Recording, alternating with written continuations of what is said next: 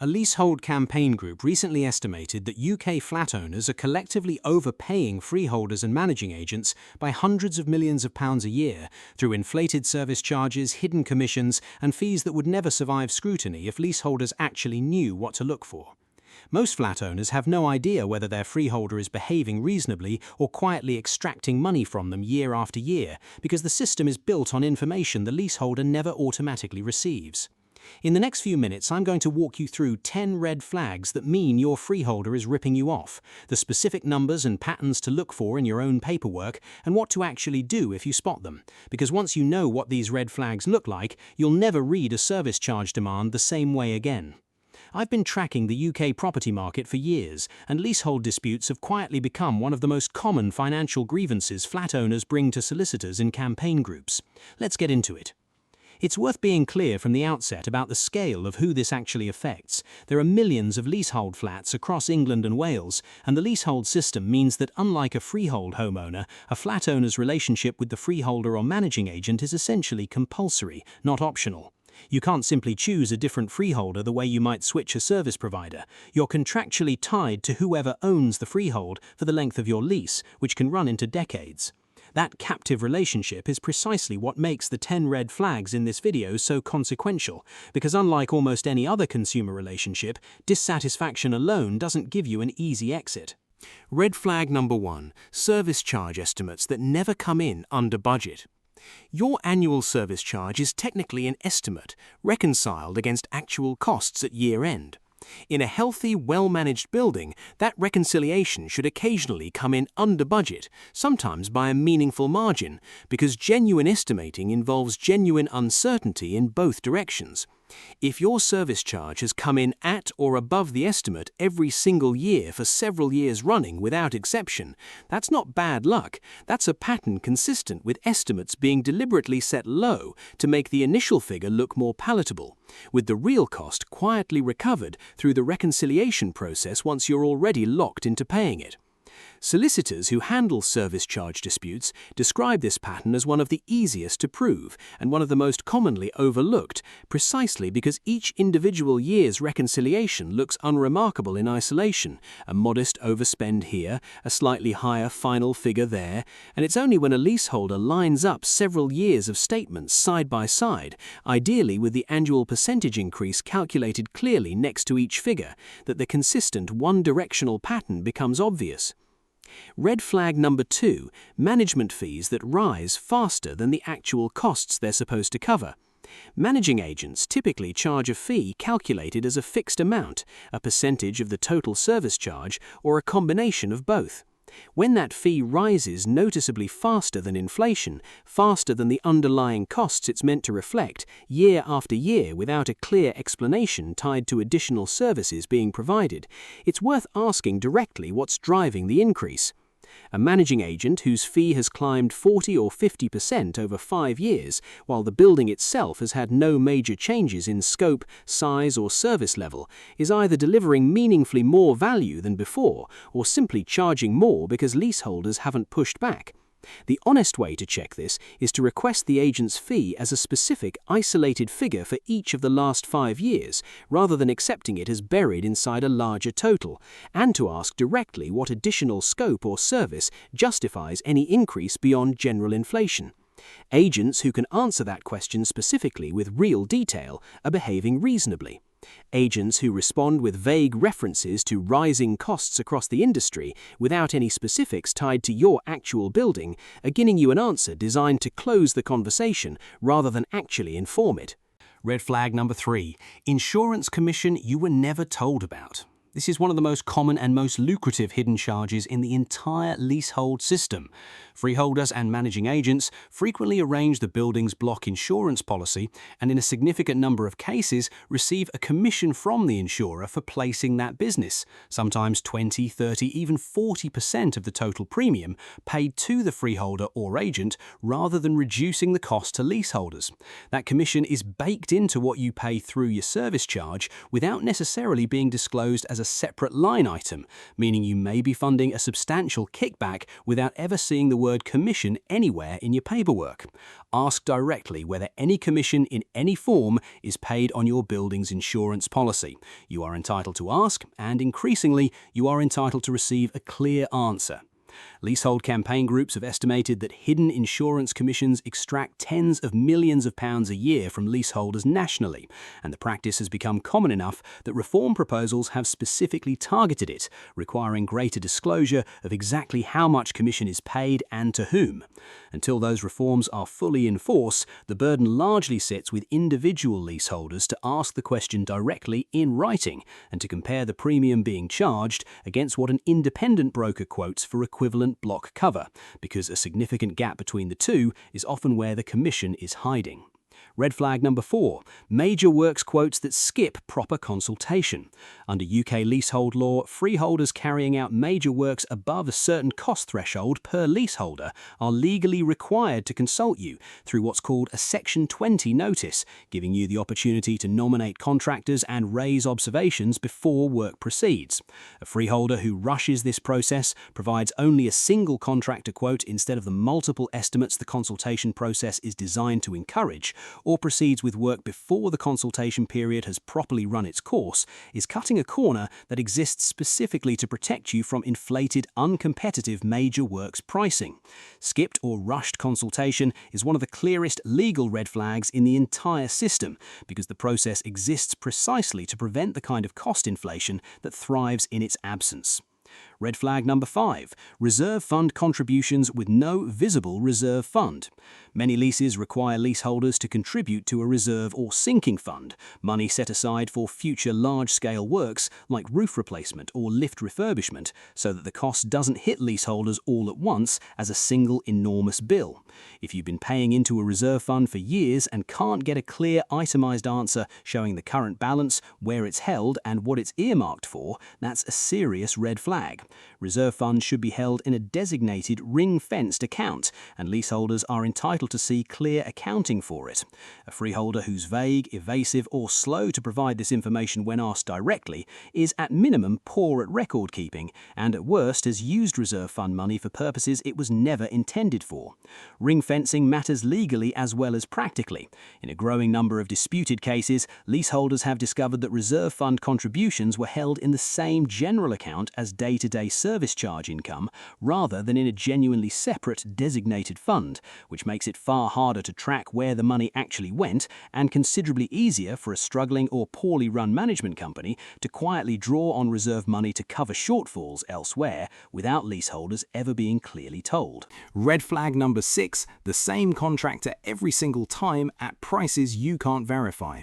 A freeholder or managing agent who consistently uses the same contractor for maintenance, repairs, and major works without ever appearing to competitively tender the work should raise a question, particularly if that contractor happens to be connected to the freeholder or agent through shared ownership or a personal relationship. This kind of connected party arrangement isn't automatically improper, but it removes the natural competitive pressure that normally keeps pricing honest, and leaseholders who've successfully challenged excessive charges at tribunal frequently find on closer inspection an undisclosed relationship between the freeholder and the contractor being consistently used. This doesn't necessarily mean the work is poorly done or the pricing wildly excessive. Connected contractors can sometimes be genuinely reliable and fairly priced, but without the discipline of competitive tendering, there's no external check on whether fairly priced is actually true, and leaseholders are simply asked to trust that it is, based entirely on the freeholder's word. Red flag number 7, ground rent clauses with steep scheduled increases. Some older leases, particularly those written in a specific period, include ground rent clauses that double every 10 years or increase in line with an aggressive formula that compounds significantly over the life of a long lease. What starts as a modest, almost symbolic ground rent can, decades into the lease, become a genuinely significant annual cost, and critically can also make the property harder to sell or mortgage because some lenders are wary of leases with escalating ground rent structures. If your lease contains one of these clauses, it's worth understanding exactly how the escalation works and what it means for the property's long-term value, not just the immediate annual cost. A ground rent that starts at £250 a year and doubles every decade sounds trivial in year one, but stretched across a 99 or 125-year lease term, the compounding effect can eventually produce an annual ground rent running into thousands of pounds, at which point some mortgage lenders classify the lease as posing an unacceptable risk, making the property difficult to sell to anyone relying on a mortgage, which in practice means most buyers. Checking your specific ground rent review clause, not just the current figure but the formula governing how it changes over time, is one of the single most valuable pieces of paperwork research a leaseholder can do, precisely because its consequences are so easy to overlook in the present and so difficult to unwind decades later. Red flag number 8, communication that only flows one way and slowly. A freeholder or managing agent who is difficult to reach, slow to respond to written queries, and vague or evasive when asked direct questions about specific charges is exhibiting a pattern that on its own isn't illegal, but is strongly correlated with exactly the kind of practices described throughout this video. Freeholders, confident that their charges are fair and their record keeping is clean, tend to respond to queries promptly and specifically because they have nothing to hide.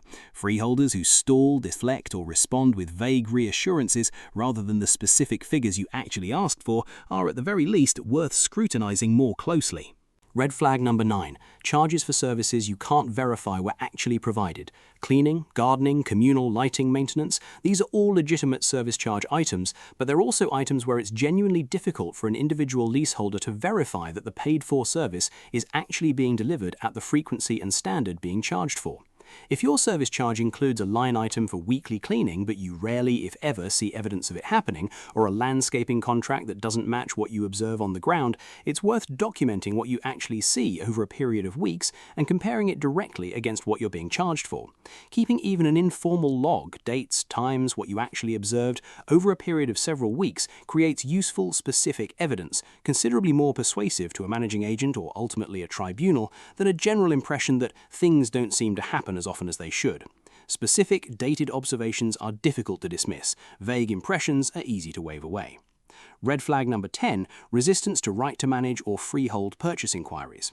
If leaseholders in your building raise the idea of exercising their right to manage, taking over management of the building collectively, or purchasing the freehold outright, and the freeholder responds with unusual resistance, delay tactics, or attempts to make the process appear more complicated or expensive than it legally needs to be, that reaction itself is informative.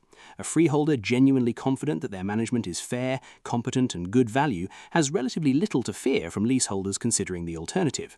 A freeholder who fights hard to prevent leaseholders from even exploring that option is often protecting a revenue stream they'd rather you didn't examine too closely.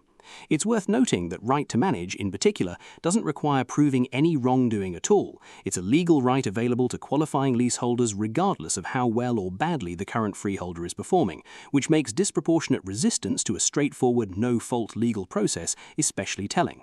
A freeholder who treats a routine inquiry about right to manage as an attack to be repelled, rather than a legitimate question to be answered factually, is revealing more about their own position than they probably intend to. Now here's what connects all 10 of these red flags, and it's the part almost nobody explains clearly. Every single one of them exploits the same underlying structural weakness in the leasehold system. Leaseholders are financially responsible for costs they have very limited practical ability to control, verify, or challenge in real time. You can't easily walk away from your service charge the way you might switch energy suppliers. You can't simply refuse to pay pending your own independent investigation without risking serious consequences. The freeholder holds essentially all the information, and the leaseholder holds essentially all the financial obligation. And that imbalance is exactly what allows overcharging to persist for years in buildings where nobody has pushed back hard enough to expose it. It's worth being clear that this structural imbalance exists regardless of whether any individual freeholder is acting in bad faith. Some freeholders and managing agents run genuinely tight, transparent, well-managed buildings, and leaseholders in those buildings rarely need to think twice about any of the 10 red flags in this video. But the system as a whole was never designed with strong automatic accountability built in, which means the honest freeholders and the extractive ones both operate under essentially the same light-touch scrutiny, and the only real difference in outcome comes down to whether leaseholders in a given building actually exercise the rights they already have to ask questions and demand documentation. Here's what nobody puts together properly. These red flags rarely appear in isolation. A freeholder engaged in one of these practices is statistically far more likely to be engaged in several simultaneously, because the underlying incentive, extracting more revenue from leaseholders than the actual costs justify, doesn't express itself through just one mechanism. If you've spotted one red flag in your own building's paperwork, it's worth systematically checking for the others, because leaseholders who successfully challenge their freeholder at tribunal frequently describe uncovering a second and third issue once they started looking properly at the first one. There's a practical logic to why this clustering happens. A management operation that's cutting corners on competitive tendering is often the same operation that's less rigorous about reserve fund ring-fencing, less transparent about insurance arrangements, and slower to respond to leaseholder queries generally, because all of these behaviors trace back to the same underlying operating culture, one where accountability to leaseholders is treated as optional rather than fundamental. Finding one red flag is rarely the whole story. It's usually the visible tip of a management approach that, examined properly, reveals considerably more. Here's how this plays out for leaseholders who don't check. They pay their service charge each year without close scrutiny, assume the figures are broadly reasonable because nobody around them seems to be questioning them either, and over a decade or more, quietly overpay a cumulative amount that, had they checked properly from the start, could have funded a genuinely meaningful sum, sometimes tens of thousands of pounds across a long ownership period, simply absorbed year after year into charges nobody in the building ever formally challenged. Here's how this plays out for leaseholders who do check. They request a full, itemized breakdown of their service charge, not just the summary total. They ask directly and in writing whether any insurance commission is paid and to whom. They compare their reserve fund contributions against a clear, current statement of the actual reserve balance. They research whether their lease contains an escalating ground rent clause and understand exactly what it means for the property long term. And where the answers they receive are vague, evasive, or simply don't add up, they escalate through the first-tier tribunal, which exists specifically to adjudicate exactly these kinds of service charge and management disputes, at relatively low cost and without needing to hire expensive legal representation for straightforward cases. The tribunal process itself is specifically designed to be accessible to individual leaseholders, with a structured, relatively low-cost application process and a track record of ruling against unreasonable service charges where the evidence supports it. Leaseholders who've been through the process describe the preparation, gathering the paperwork, documenting the specific concerns, requesting the itemized breakdowns as the most time-consuming part, considerably more so than the tribunal hearing itself, which reinforces just how much of this entire problem comes down to information that leaseholders are entitled to but rarely proactively receive. Here's how this plays out at the wider level over the next few years. Leasehold reform legislation continues moving toward greater transparency requirements, mandatory disclosure of insurance commissions, clearer service charge itemization, and an easier path to right to manage. Freeholders and managing agents operating on thin justification for their current charging practices are increasingly exposed as that transparency arrives, and expect a rising number of tribunal cases and successful leaseholder challenges as awareness of these 10 red flags spreads. The freeholders who adapt early, genuinely competitive tendering, transparent reserve fund accounting, disclosed insurance arrangements will be far better positioned than those relying on leaseholder inertia and information asymmetry to sustain a fee structure that wouldn't survive real scrutiny. There's a specific dynamic worth watching within this shift.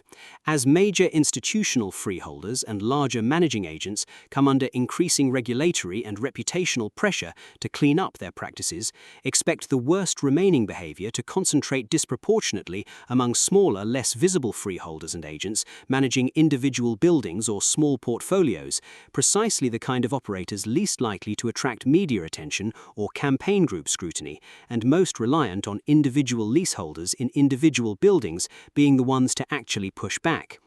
If you own a leasehold flat, the single most valuable thing you can do this year is request a full, itemized service charge breakdown for the last 3 years, alongside written answers to the specific questions raised throughout this video: insurance commission, reserve fund balance, contractor tendering practices, and read the answers carefully rather than assuming they're fine because nobody else in your building has raised a concern. Silence from your neighbors isn't evidence that everything is fair. It's often simply evidence that nobody has checked yet. Your freeholder's business model depends to a significant extent on leaseholders not looking too closely at the paperwork they're legally entitled to see and request in full. The 10 red flags in this video are exactly what that closer, more deliberate look consistently reveals across buildings up and down the country, and once you've learned to spot them, you'll never look at a service charge demand the same way again. The paperwork was always there. The only thing that changes is whether you actually read it properly.